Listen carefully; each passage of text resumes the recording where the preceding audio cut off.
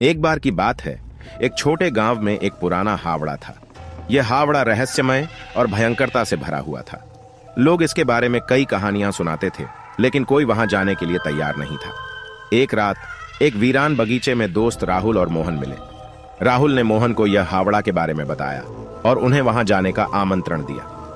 मोहन, जो दिलचस्पी और उत्साह से भर गया था, उसे स्वीकार कर लिया। अगले दिन रात में वे दोस्त उस हावड़े की ओर चल दिए। जब वे पहुंचे तो सारा माहौल अत्यंत भयानक और डरावना था। राहुल और मोहन दोनों बहुत घबराए हुए थे, लेकिन उनकी जिज्ञासा और देखने की उत्सुकता ने उन्हें वहां रुकने के लिए मजबूर कर दिया। वे गहरे अंधकार में चलने लगे और एक पुरानी मंदिर के पास पहुंचे। वहां एक भयानक चीख सुनाई दी और उनके दिल ने धड़कना शुरू कर दिया। वे धीरे धीरे मंदिर के अंदर चलने लगे। वहां पहुंचते ही वे एक लड़की को देखा जो चुपचाप एक कोने में खड़ी थी। उसके बाल पूरे बिखरे हुए थे और उसका चेहरा गहरे साए में छिपा हुआ था।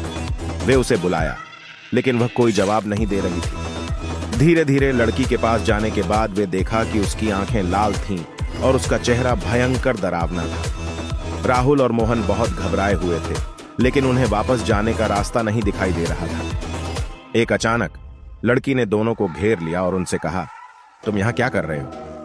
उसकी आवाज इतनी डरावनी थी कि राहुल और मोहन बिल्कुल ठिठुर गए। वे बेहोश हो गए और जब उन्होंने आंखें खोली तो वे मंदिर के बाहर खड़े थे। वे हावड़े से बाहर निकल आए थे, लेकिन उन्हें कुछ याद नहीं था कि उन्होंने मंदिर के अंदर क्या देखा था।